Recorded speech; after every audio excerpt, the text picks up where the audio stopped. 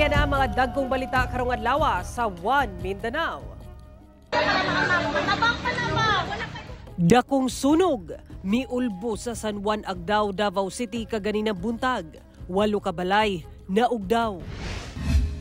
Lalaki nga nabalian sa iyang hawak human nagpahilot sa gingong peke nga chiropractor namatay na. Pamilya sa lalaki, kasuhan ang chiropractor. Pader sa usa ka compound sa Bungaw, Tawi-Tawi, gibangagan aron makagawas ang nakabarang tubig baha. Tikoy nga pampaswerte alang sa mga Filipino-Chinese, halinon karong bisperas sa Chinese New Year. Ito ang GMA Regional TV 1 Mindanao. Mayong hapon Mindanao, ako si Sara Hilomen Velasco. 8 ka magbanay ang apektado human gilamoy sa kalayo ang ilang balay sa Barangay Sentro Agdao sa Davao City. Ani ang report ni Argil Relator.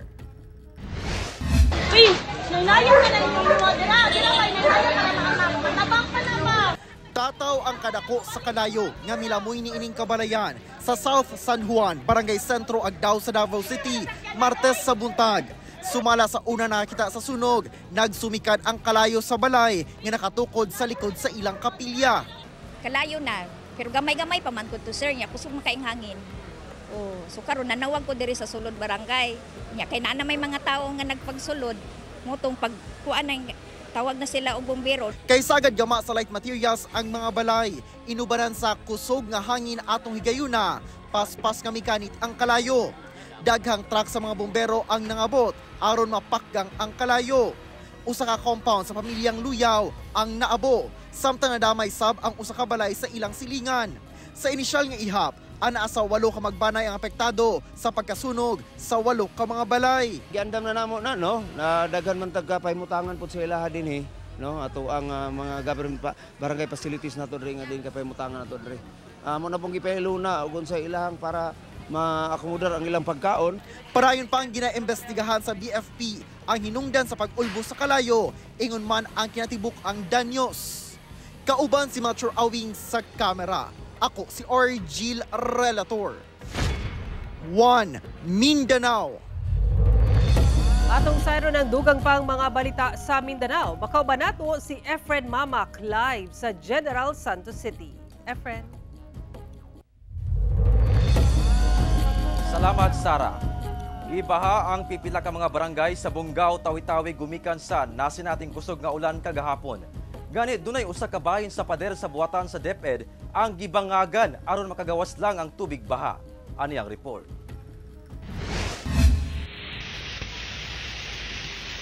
Gibangagan na ni ini mga personahe sa Ministry of Basic, Higher and Technical Education kon MBTHE ang usa ka pader sa buhatan sa DepEd nga nahimutang sa Barangay Poblasyon, Bungaw, Tawi-Tawi Lunes sa hapon. Kini aron makagawas ang tubig baha nga napundo sa sulod sa mong buhatan gumikan sa nasinating kusog nga ulan. Gani sa sulod sa mong buhatan, makita nga gilunupan na sa tubig baha ang tibok compound niini.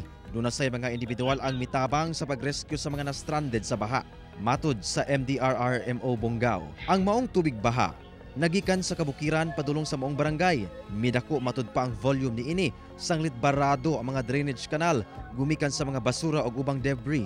Sa pagpasok na ng DepEd compound, nag-stack up na kasi dami rin masyadong basura. Plus yung water, yung volume medyo madami-dami. So they had to create a hole dun sa fence ng MBHT, concrete fence, para mag-exit siya papuntang market. Gawas niini, naglisod sab ang mga motorista sa paglabang niining kalsada nga daw dagat na. Gani kining tricycle gitabangan og tuklod sa mga residente human natanggong sa baha. Lakip na sab nga gitabang kining usa ka motorsiklo nga naghinay-hinay og katumba. Sa inisyal nga tala sa MDRRMO Bungaw, miabot sa 8 ka mga barangay ang apektado sa baha. Hinuon wala pa say natalang angol sa insidente, lakip mga namakwit. Matud sa mga residente, kini ang unang higayon nga nakasinati og dakong pagbaha ang maong lungsod. The first time na grabe yung volume ng tubig sir ng ulan plus yung baha. So parang it's unusual sa Bungaw na magkaroon kasi lahat ng tubig namin sir e-exit din siya ng dagat. Pero yun lang maybe because of canals that are stopped. So nag-subside naman din sir agad. Epekto matud pa sa shear line ug easterlies ang nasinating pagbaha sa probinsya. Kauban si Gary Balantay ug Bong Vicencio. Efren Mamak, One Mindanao.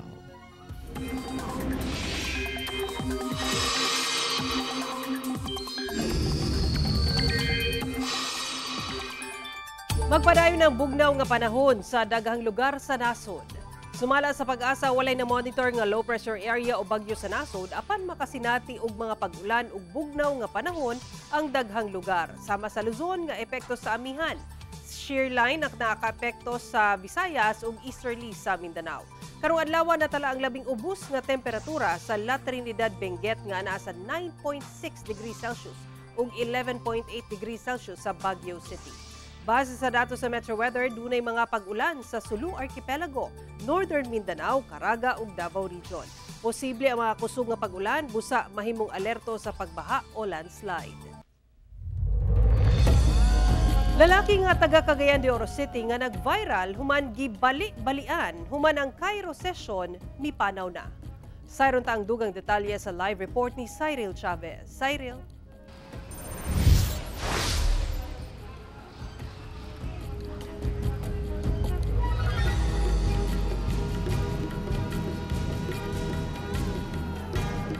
Yes, Sara, subo nga palandungon nga mipanaw na ang maong lalaki. Matod sa pamilya ni Ine, nga sukad sa maong session sa Cairo, sa gunson na sab ang komplikasyon sa biktima hangtod nga namatay. Aniya ang akong report. Gibali ang liog, gibira ang tiil, og daw gibali ang hawak ug paa.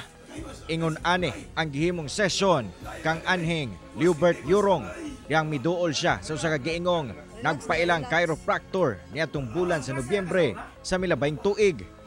Gani human daw gidatugan ang iyang paa, madungog pa ang pagsagit-sagit ni Liubert tungod sa kasakit nga iyang gibati. Sige kay boss. Boss ka may. Agay! Pagkabali, agay. Kumay na. Agay, sige kayo, agay. Kumay boss. Gisuwayan pa siya og pakalma sa chiropractor apan di gyud ni ini kapugngan ang kasakit. Paglabay sa pipila ka adlaw human ang session kaniya, dili na makalakaw si Liubert og migawas nga adunay fracture ang tuong bahin sa iyang hawak. Enero karon tuiga tungod sa komplikasyon sa iyang mga gibati, mipanaw na gayod si Liubert. Giadtuan sa GMA Regional TV 1 Mindanao ang haya ni ini sa lungsod sa Alubihid sa Misamis Oriental. Matod sa iyang igsuon nga si Nancy, Nobyembre sa milabayng tuig, buot ni Liubert nga magpa-bone alignment tungod sa gihambin nga sakit sa iyang likod. Dinhi niya nakaila ang maong chiropractor o giadtuan pa kini sa ilang balay alang sa session. Human ang session, nagsagunson kuno ang komplikasyon sa panglawas ni ini. Sakit gyud sir, dulot sa kong bukog. Nga nainani na siya. Dako kasi glawas. Then pag last na kong ato sa ospital sir, ako gyud nakakuan siya nga nabugto. Nakita gyud siya nako siya nga nabugto na gyud siya. Dako ang pagtuo sa banay ni Liubert nga tungod sa Cairo session nga gihimo kaniya. Kini ang hinungdan nga migrabe ang kahimtang sa iyang panlawas. Busa ginatun-an kuno nila ang pagpasaka og kaso karon batok sa nagpailang chiropractor. Ang ako pagtuo sa iyang kuan sir kay pagbalik siyang diri siyang paa. Nakuan siya sir nakuan siya sir mula siya na stroke ba. Dili malihok yang kamot. Iyang mata natakilid na. Ugmang adlaw, Miyerkules, nakatakdang ilubong ang patayng lawas ni Liubert sa Alubihid. Buot sab manawagan og tabang ang nahibiling banay para sa mga galastuhon. Alang sa buot mo tabang, mamahimo nga makapadala sa numero sa inyong TV screen.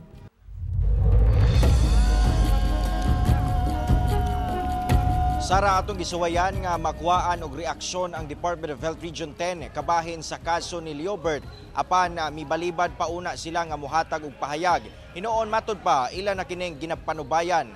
Wala pa sab komento ang nasangpit nga chiropractor sa pagkakaron apan abli ang buhatan sa GMA Regional TV 1 Mindanao para sa iyang bahin.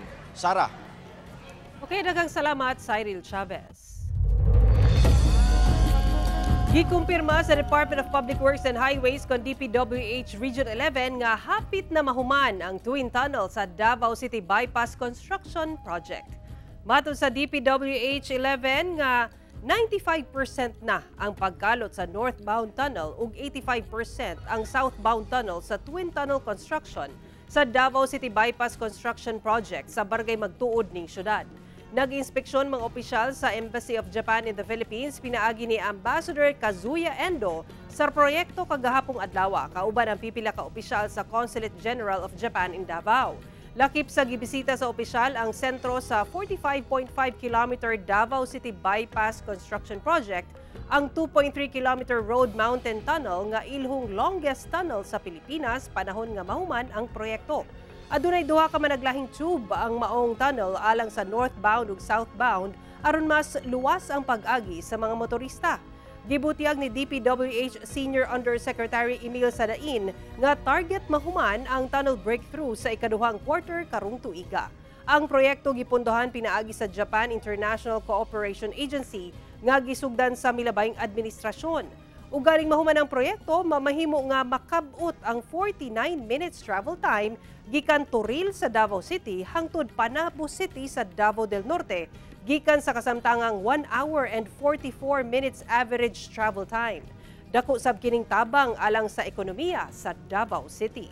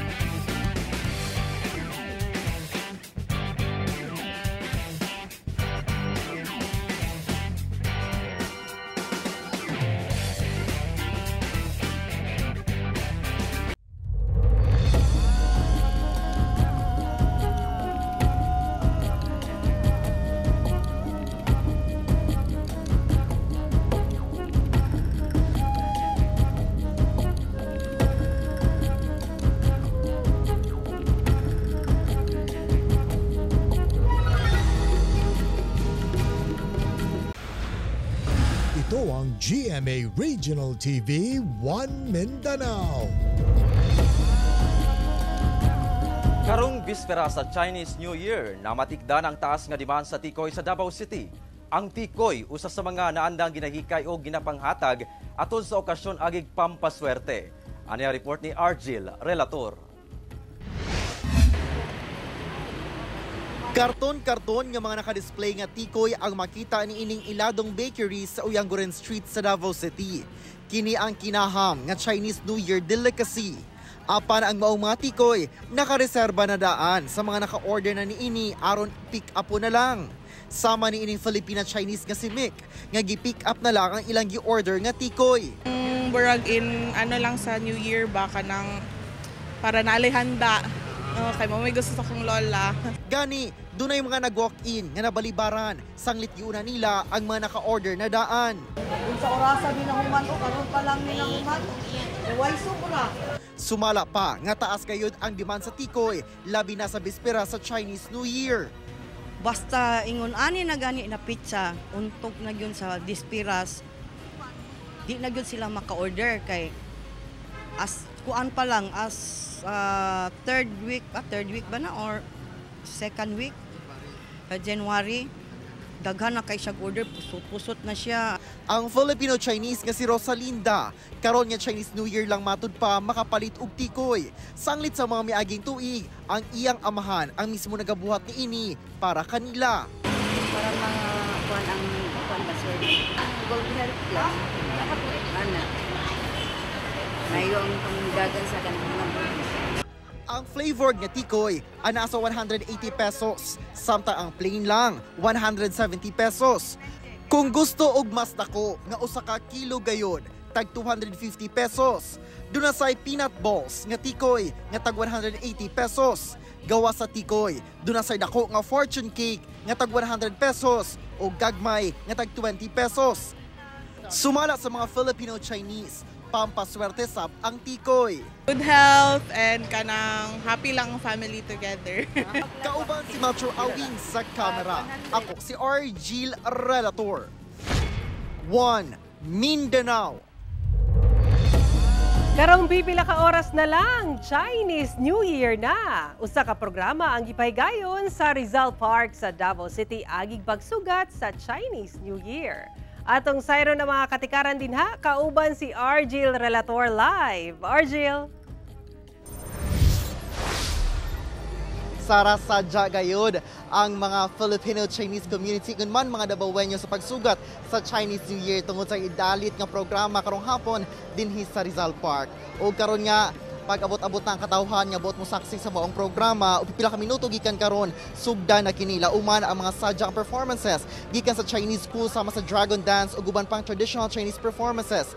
Ipresenta sab ang kasaysayan sa pagkamugna sa Davao Chinatown. Doon sa mga mensahe nga ipaabot gikan sa tulo ka sister cities sa Davao sa China. Ang Chinese New Year 2025 mao sa timailhan sa pagsugod sa Year of the Wood Snake. Hamubo lang ang programa apan nagtingwa kini nga sugaton nga malipayon, mabungahon ug malambuon ang bag-ong tuig. Sara pa hinumdum sab sa kapulisan bisan pa man sa pagsaulog nato unya no sa kini nga Chinese New Year sa atong pagsugat, epektibo gihapon ang atong ordinansa nga ginabawal ang paggamit og firecrackers sa syudad. Kung hey Fat Choice mga kapuso. Sara. Yes, Kong Hei Fat Choy o Gong Si Fat Sai sa atong mga kapusong Filipino-Chinese. Daghang salamat, Argil Relator. Sa laing balita mga kapuso, pagpanghulga sa usa ka gingong commander sa rebeldeng grupo sa usa ka negosyante sa Claveria, Misamis Oriental. Padayon ginasuta sa kapulisan. Hinuon gidoble ang seguridad sa mga negosyante nga biktima. Ani ang report ni Cyril Chavez. Padayon ang investigasyon o verifikasyon sa Misamis Oriental Provincial Police Office sa gikatahong pagpanghulga sa mga nagpailang miyembro sa rebeldeng grupo sa Claveria, Misamis Oriental. Matod ni Provincial Director Police Colonel Wilbur Salaguste, gitutukan kini sa ilang operatiba aron maila ang mga tawong nagapanghulga sa usa ka negosyante sa mong lungsod. Dugang sa opisyal nga taod-taod na nga walay presensya sa mga rebelde ang Claveria. We contacted our counterpart, the AEFP, para atong ma-verify ang authenticity sa maong video or kung unsa ka tinuod nga kini legitimate nga mga NPA rebels nga nagpaila. Sumala pa sa mong negosyante nga biktima, nagpailang commander sa NPA ang nagapanawag kaniya. Sanglit mi balibad og hatag og tabang, gihulga kini sa maong nanawag. Pero una pa lang itong pag-intranay, wala pang ganing kay aksyon, wala kay reaksyon. Wala kayong nauna o pagtabang. Diretson, taga madamag pa na o kung Valentina sa akong mga tao, mga imparo na po nga nagsambilan siya sa ubos, tanang imo ang tindahan din na upuan ako na papapilong kalabayan na kinadating sa mga tao nga. Dugang sa kapulisan, nagpakatag na sila og operatiba sa maong patigayon. Tambag sab sa opisyal nga panahon nga makadawat og mga susamang tawag o hulga, gilayong makigkoordinar sa ilang police stations. So far, wala kita'y nakita na monitor nga mga 8 grupo nga naghimo og mga pagpanghasi o papaghadlok. Gawas ni ini nga alleged nga mao nga nahitabo sa Claveria. O kini nagpasabot lamang hinay na kayo ang ilang grupo tungod kay dili na sila kahimo sa pagduol sa mga kabarangayan. Kauban si Makoy Simpron, Cyril Chavez. 1 Mindanao.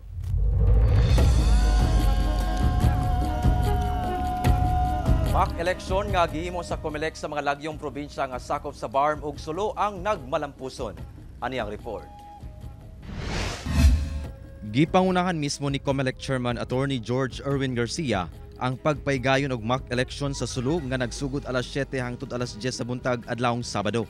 Gani sa polling center sa Mudjunon Elementary School sa Barangay Anuling, Patikul, makita ang aktual nga pagboto sa pipila ka mga botante. Matud sa COMELEC, ang probinsya sa Sulo ang labing una nga nakatransmit og results sa central server sa COMELEC sa Manila. Wala say natalang aberya sa pagpahigayon sa maong mock election sa probinsya.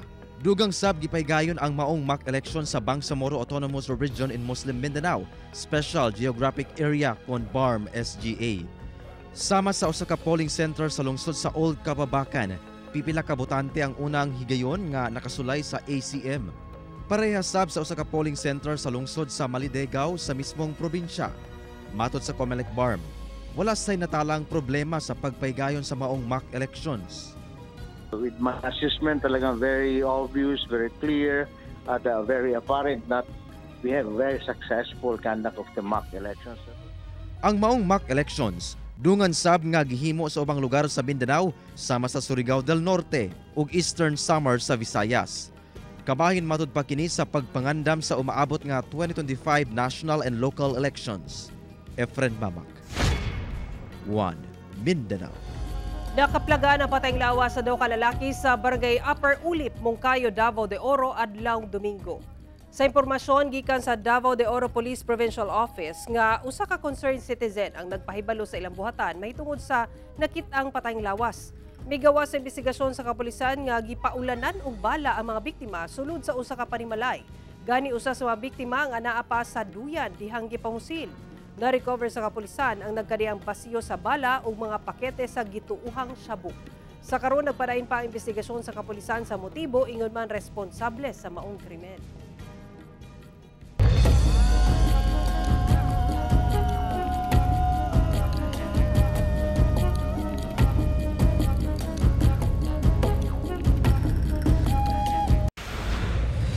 Ito ang GMA Regional TV 1 Mindanao.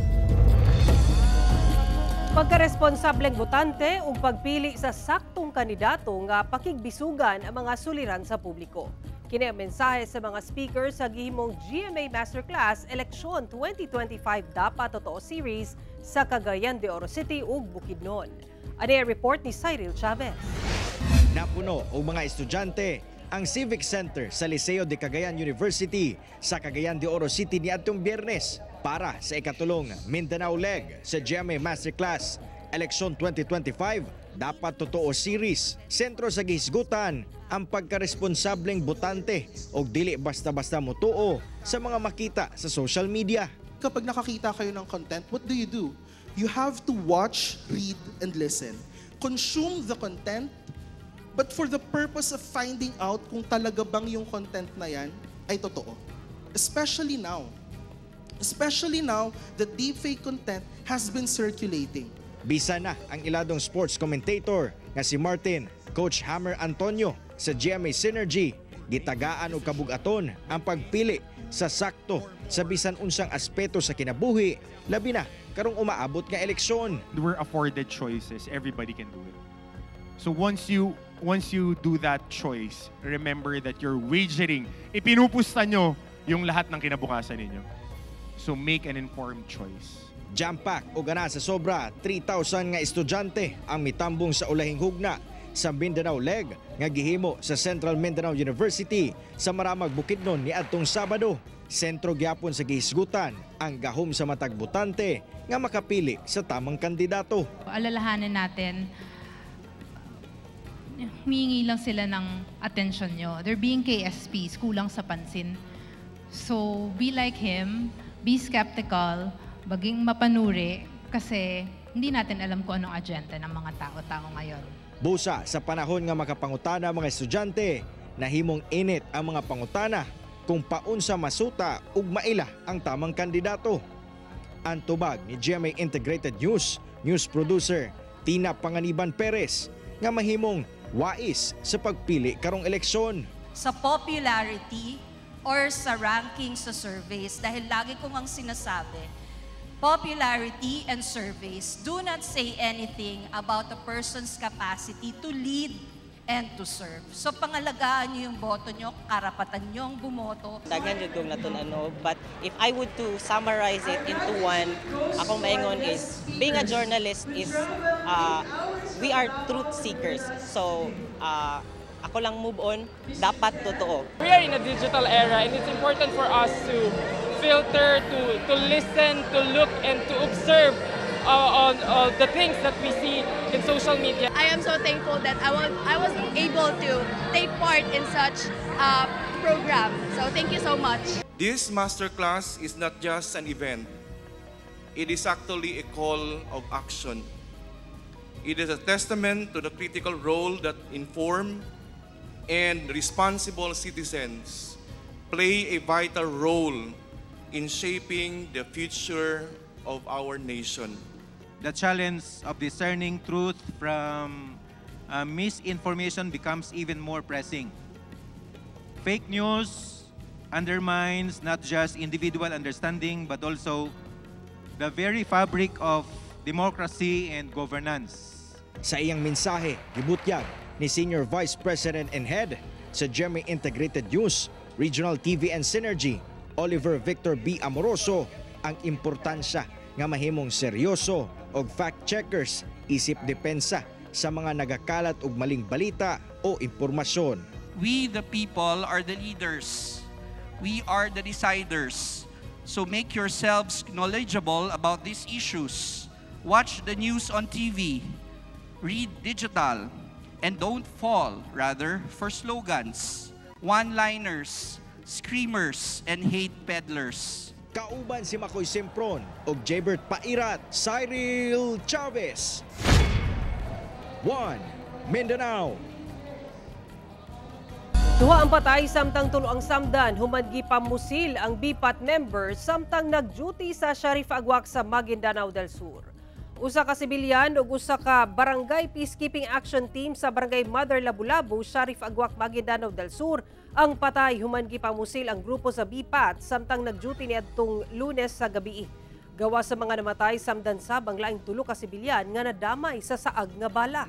Gila ang BPAT member nga napatay nga si Hasen Kumamo, 17 anyos, ug Ismail Singh, 20 anyos, nga pulos residente sa lugar. Base sa investigasyon sa kapulisan nga sakay sa motorsiklo ang mga sospek nga namusil sa mga biktima. Padayon ang investigasyon sa maong kaso.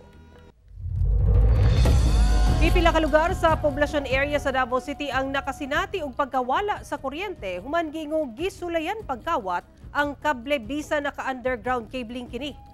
Nangayo og pagsabot ang Davao Light and Power Company sa pagkawala sa kuryente sa pipila ka lugar sa downtown area sa Davao City. Kini man gituohang gisulayan pagpangawat ang mga kable sa kuryente nga gilubong sa lugar pasado alas 2 kaganinang kadlawon. Sumala sa DLPC nga partikular nga naapektuhan ang giserbisyohan sa Ponciano Reyes Feeder 11. Kinuha na balik ang supply sa kuryente sa dakong bahin sa mga naapektuhang konsumante kaganina buntag. Gituhang gisulayan og kawat ang kable sa kuryente human na matikdan ang usa ka gabas alang sa bakal ug mga tsinelas nga gibilin sa wala mailhing mga tao. Mao kato mo ling balita sa Mindanao karong adlaw. Mamahimo ninyo kini makita pag-usab pinaagi sa pagbisita sa official website sa GMA Regional TV o bisitahan ang among official YouTube channel ug i-click ang subscribe button para sa pinakaulahing balita. Daghang salamat sa atong mga kapuso sa Mindanao nga nagalantaw kanamong sa atong mga kapuso abroad. Padayon lang sa pagtutok sa mga lokal nga balita patag adlaw tungod sa GMA Regional TV, Local News Matters. Kami ang GMA Regional TV 1 Mindanao, tibok persa para sa mas dakong misyon ug mas halapad nga pagserbisyo sa nasod.